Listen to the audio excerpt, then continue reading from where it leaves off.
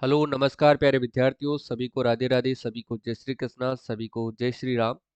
और आज अपन बात कर रहे हैं साथियों, साइंस की अपनी 6 नंबर की क्लास है, छठी क्लास है। 5 क्लासेस जिन्होंने नहीं देखा है वो प्लेलिस्ट में जाकर के देख सकते हैं। पशु परिचर साइंस क्लासेस प्लेलिस्ट के नाम से प्लेलिस्ट बनी हुई है। ठीक है, तो रोजाना अपन एक एक करके सारी क्लासेस करेंगे। 30 दिन तक आपकी ये क्लास रेगुलर चलेगी। 900 प्रश्नों पर अपन चर्चा करेंगे। सारे प्रश्न इंपॉर्टेंट और सिलेक्टेड हैं और सभी प्रश्न जो है विगत परीक्षाओं में पूछे गए प्रश्न है। ठीक है, तो ध्यान रखिएगा। तो चलिए पहले प्रश्न से साथियों अपन शुरुआत करते हैं। देखिएगा, किस रोग के कारण रक्त में साथियों प्लेटलेट्स की संख्या कम हो जाती है? तो कौन सा रोग होता है जब साथियों अपने ब्लड के अंदर जो है वो प्लेटलेट्स की संख्या घट जाती है, यानी कि कम हो जाती है?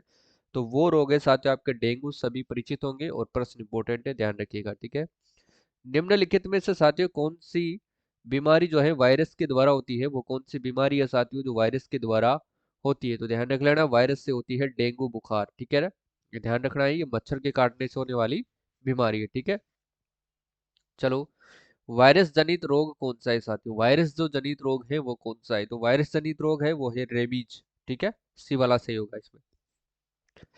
रेबीज किसके द्वारा होता है? बताओ भाई, रेबीज जो है वो किसके द्वारा होता है? जीवाणु या फिर बैक्टीरिया, विषाणु यानी वायरस, कवक यानी फंगस, या फिर शैवाल के द्वारा होता है? तो रेबीज होता है साथियों विषाणु यानी कि वायरस के द्वारा। ठीक है, याद रखिएगा। चलो भाई आगे देखो, वायरस जनित संक्रामक रोग है। वायरस जनित संक्रामक रोग है। वायरस जनित संक्रामक रोग कौन सा है? तो वो है खसरा रोग। ठीक है, ऑप्शन नंबर सी इसका बिल्कुल सही आंसर होगा। NH H1 और N1 साथियों, H1N1 वायरस किस बीमारी से संबंधित है? बताओ, देखिए H1 और N1 जो वायरस है किस बीमारी से संबंधित है? तो ये जो है स्वाइन फ्लू से संबंधित है, ध्यान रखिएगा। ऑप्शन नंबर डी इसका सही आंसर होगा। ठीक है, डेंगू रोग जनक है। बताओ, डेंगू रोग का जो है रोग जनक क्या है? प्लाज्मोडियम, जीवाणु, विषाणु या फिर मच्छर? तो ये किसके कारण से होता है? मच्छर के काटने से। ठीक है, इतना याद रखना है। आगे देखो, प्लाज्मोडियम परजीवी का वाहक कौन सा है? प्लाज्मोडियम जो परजीवी है इसका वाहक भी कौन सा होता है साथियों? मच्छर ही होता है, ध्यान रखना। ऑप्शन नंबर 20 का सही आंसर होगा। निम्नलिखित में से किस रोग में जो है किस रोग में रोग कारक एक प्रोटोजोआ होता है? प्रोटोजोआ के कारण जो है वो कौन सा रोग होता है? तो ध्यान रखना, मलेरिया होता है। ऑप्शन नंबर डी इसका बिल्कुल करेक्ट आंसर होगा। ठीक है, आगे देखो भाई, मलेरिया बुखार का लक्षण नहीं है मित्रों। बताओ, देखिए मलेरिया बुखार का लक्षण नहीं है ठंड लगना, तेज बुखार, अत्यधिक पसीना या फिर लकवा।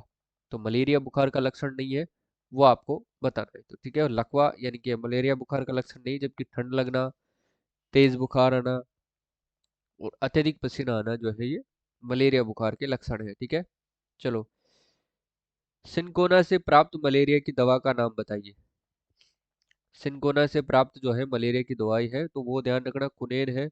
ये प्रश्न पूछा गया था, प्रश्न इंपोर्टेंट है, याद रखिएगा। पायरिया रोग संबंधित है। पायरिया जो रोग है साथियों वो संबंधित है, तो ये दांतों से संबंधित है, ध्यान रख लेना। ठीक है, देखिए पित्त ज्वर रोग है। पित्त ज्वर जो रोग है वो कौन सा है? तो वो विषाणु जनित रोग है। ऑप्शन नंबर इसका सही आंसर होगा। ठीक है, चलो भाई, निम्नलिखित में से कौन सा रोग आमतौर पर पिस्सू द्वारा फैलाया जाता है? निम्नलिखित में से कौन सा रोग जो है आमतौर पर पिस्सू द्वारा फैलाया जाता है? पीला बुखार जो है वो पिस्सू के द्वारा फैलाया जाता है। उल्टी एवं दस्त लगने पर शरीर के निर्जलीकरण के दौरान साथियों निम्न में से किसकी कमी हो जाती है? सोडियम क्लोराइड की, पोटेशियम क्लोराइड की, कैल्शियम क्लोराइड की या फिर हीमोग्लोबिन की?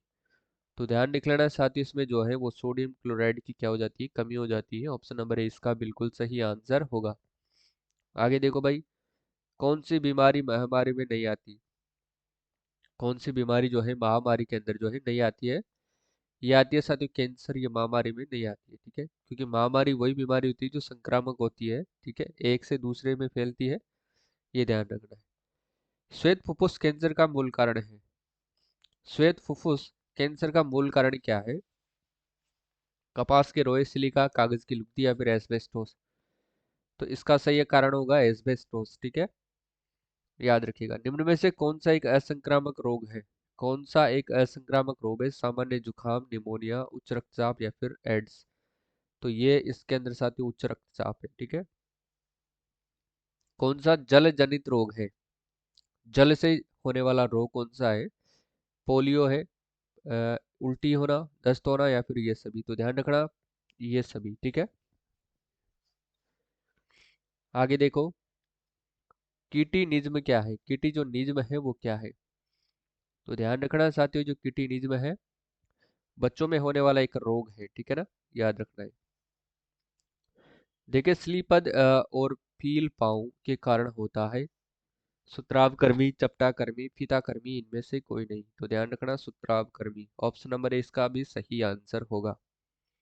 आगे देखो भाई, एली फेटियासिस किसके कारण होता है? एली फेटियासिस जो है वो किसके कारण होता है? फीता कृमि के कारण होता है, या फिर चपटे कृमि के कारण होता है, या फिर फाइलेरिया कृमि के कारण होता है, या फिर एस्केरिस के कारण होता है?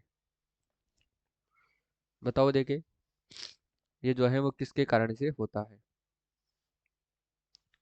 बताओ। तो ध्यान रख लेना साथियों, ये होता है सुत्राव कृमि के कारण। ऑप्शन नंबर इसका सही आंसर होगा। कौन सा मनुष्य हेतु लाभदायक नहीं है? कौन सा मनुष्य के हेतु लाभदायक जो है वो नहीं है? तो वो है टेप वर्म, ठीक है, सी वाला सही होगा। और एम्पिसिलिन दवाई कौन सी है? एम्पिसिलिन दवाई की अगर मैं बात करूं साथियों, तो एम्पिसिलिन दवाई निद्राकारी या प्रतिजैविक, दर्दनाशक या कैंसर रोधी, तो प्रतिजैविक होगा। ऑप्शन नंबर 20 का सही आंसर होगा, ठीक है। चलो, निम्नलिखित जीवाणुओं में से मानव जाति के लिए लाभकारी है, मानव जाति के लिए जो है लाभकारी है वो आपको बताना है। तो स्टेप्टो यानी कि स्टेप्टोकोकस जो होगा, ऑप्शन नंबर 20 का सही आंसर होगा, ठीक है। आगे देखो भाई, एथलीट फुट संक्रामक रोग है। एथलीट फुट संक्रामक रोग विषाणु जनित है, फफूंद है, या जीवाणु जनित, या प्रोटोजोआ जनित है? तो ध्यान रख लेना ये फफूंद जनित है, ठीक है, बी वाला से होगा। ये पैरों के अंतर्गत, पैरों की अंगुलियों के बीच में होने वाला रोग है, ठीक है। निम्नलिखित में से एक जो पानी के प्रदूषण की वजह से नहीं होता है, पानी के प्रदूषण की वजह से नहीं होने वाला रोग कौन सा है? तो वो हेपेटाइटिस बी है। ऑप्शन नंबर डी इसका सही आंसर होगा, ठीक है। बच्चों को साथियों ट्रिपल एंटीजन डीपीटी किस रोग को रोकने हेतु दी जाती है? तो ध्यान रखना साथियों, किसको रोकने हेतु दी जाती है? डिप्थीरिया, कुकुर खांसी और टिटनेस को। बच्चों को ट्रिपल एंटीजन डीपीटी किस रोग को रोकने हेतु दी जाती है? फिर से रिपीट हुआ है, डिप्थीरिया, कुकुर खांसी यानी कि टिटनेस। डीपीटी टीका किस रोग के लिए नहीं होता है? तो डीपीटी जो टीका है साथियों वो किस रोग के लिए नहीं होता है? तो पोलियो के लिए नहीं होता है। ऑप्शन नंबर ए इसका सही आंसर होगा। बाकी टिटनेस, काली खांसी और डिप्थीरिया के लिए यह होता है, ठीक है। और आज के लिए बस इतना ही मित्रों। क्लास बहुत छोटी थी आज की, बहुत कम समय में 10 मिनट में अपन ने जो है इन प्रश्नों की चर्चा करी है। अब मैं आपको बताना चाहता हूँ, अगर आप साथियों साइंस की टेस्ट सीरीज ज्वाइन करना चाहते हैं, साइंस की अगर आप टेस्ट सीरीज ज्वाइन करना चाहते हैं, जिसमें आपको साथियों लगभग 1500 एमसीक्यू वाली आपको टेस्ट सीरीज मिलेगी, ठीक है। टोटल 1500 प्रश्न आपको मिलने वाले हैं, यानी कि टोटल आपको कितने जो है वो 30 टेस्ट तो आपको मिलेंगे, ध्यान रख लेना, यानी कि 900 प्रश्न तो ये हो गए आपके। और 50 टेस्ट साथियों आपको टोटल मिलने वाले हैं, ठीक है ना। 50 टेस्ट जो है आपको मिलेंगे, वो मिलेंगे किसके? साइंस के, जिससे आप अपनी तैयारी को जो है वो परख सकते हैं। इसमें साथियों मॉडल क्वेश्चन भी होंगे और विगत वर्षों में पूछे गए प्रश्न भी होंगे, ठीक है। सब प्रश्नों की डिटेल आपको मिलने वाली है। इस टेस्ट की जो है जल्दी ही मैं लॉन्च करने वाला हूँ। जो लेना चाहता है वो ऐप को जरूर डाउनलोड करे। ऐप का लिंक डिस्क्रिप्शन बॉक्स में है, प्ले स्टोर से जाकर के आप कुमावत जीएस के नाम से आप जो है वो सर्च कर सकते हैं, इस नाम से, ठीक है। यहाँ पर लिखा हुआ है, ये देखिएगा कुमावत जीएस यहाँ पर लिखा हुआ है आपके सामने, इस नाम से आप जो है सर्च कर सकते हैं, ठीक है। तो चलिए आज के लिए बस इतना ही मित्रों, मिलते हैं कल की क्लास में। तब तक के लिए आप सभी साथियों को मेरी तरफ से हार्दिक बधाई और शुभकामनाएं। सभी को राधे राधे, सभी को जय श्री कृष्ण और सभी को जय श्री राम। और आज प्राण प्रतिष्ठा हुई है साथियों कल 22 जनवरी को, उसके लिए सभी को हार्दिक बधाई और शुभकामनाएं।